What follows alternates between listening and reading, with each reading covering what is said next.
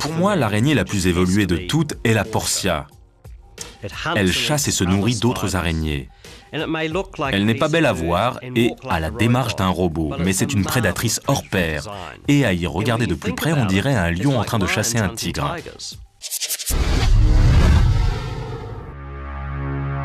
Avec la ruse d'un mammifère, la Portia communique par vibration, mais utilise ces vibrations pour envoyer de fausses informations.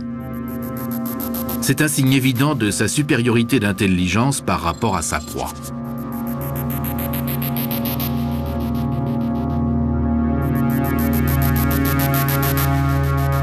Ces vibrations sont enregistrées grâce à cette aiguille sur la toile, ce qui permet à Simon de capter les signaux de la Portia.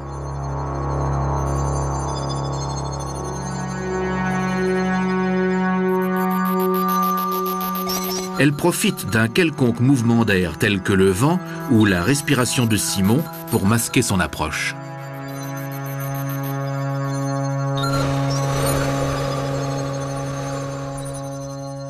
Quand l'air est immobile, elle s'immobilise.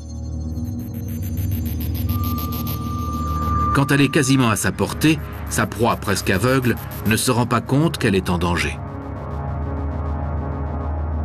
La Portia change de tactique une fois qu'elle est sûre de pouvoir frapper. Elle se met à gratter la toile pour imiter un insecte qui se débat.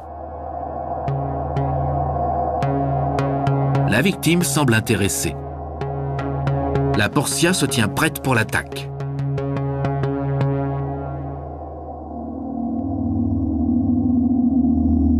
Fin du jeu mortel de la Portia. Le docteur Pollard considère la Portia comme la plus évoluée des chasseresses à 8 pattes. Elle a quelque chose d'incomparable parmi ses camarades arthropodes.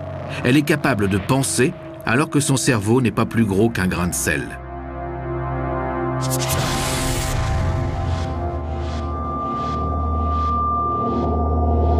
Dans le monde sauvage, la Portia s'attaque souvent à des proies très dangereuses.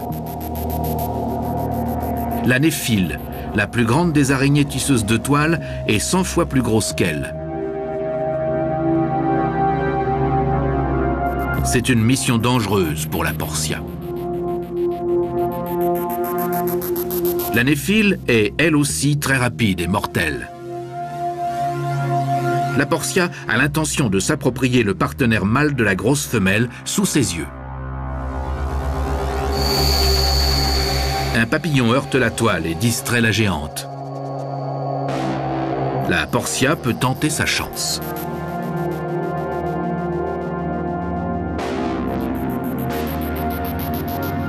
Le petit mâle est isolé. Elle s'aventure prudemment sur la toile de la néphile. Trop de vibrations pourraient faire revenir le monstre. Portia attaque.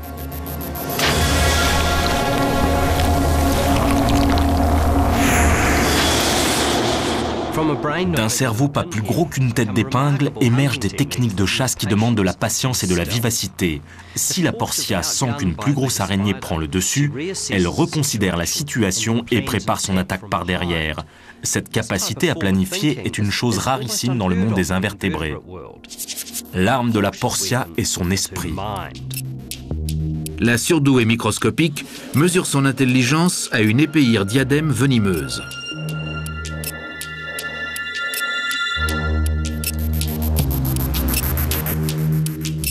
La délicate toile ne supporte pas le poids de la Portia. Elle décide de changer de stratégie. La ruse est à l'ordre du jour. Elle fait semblant d'être un insecte pris au piège. Mais sa cible ne s'y trompe pas et balance la toile violemment. C'est une de ses tactiques pour se débarrasser des prédateurs. La Portia observe les alentours et change à nouveau de tactique. Sans se presser, elle s'éloigne de la toile.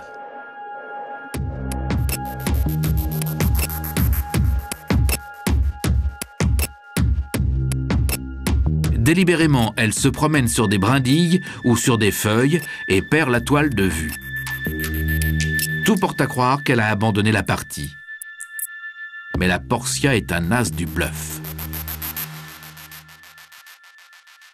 Elle n'a fait qu'un long détour pour se positionner avantageusement au-dessus de la toile de l'épéire Diadème, une véritable prouesse en matière de planification.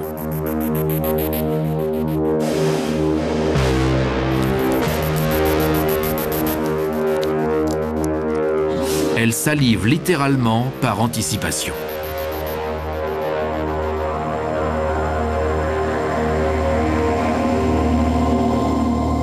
Ne quittant pas sa proie des yeux, elle descend tel un commando vers la zone d'attaque.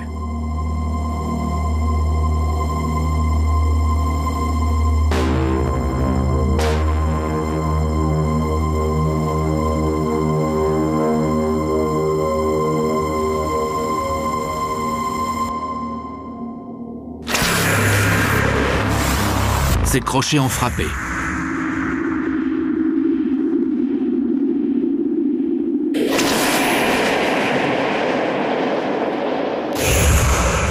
Son venin fait rapidement effet. Elle n'a plus qu'à attendre.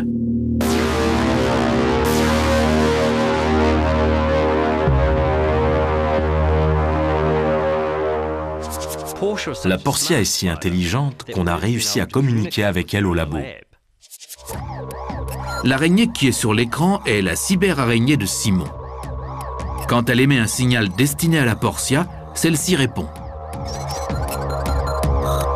La véritable araignée et la cyberaraignée ont entamé un dialogue. Les esprits de l'homme et de l'araignée se rencontrent. Même si l'on ignore les limites des capacités de la Portia, on ouvre des perspectives dans l'étude de l'araignée la plus évoluée au monde.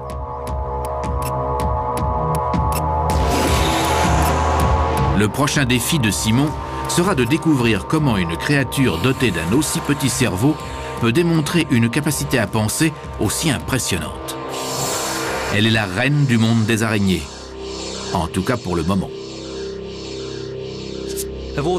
Parmi toutes les techniques de chasse et les capacités des araignées, la Portia est vraiment au-dessus des autres. Mais je ne peux m'empêcher de penser que leur évolution n'a pas encore pris fin et que d'autres araignées encore plus évoluées verront le jour.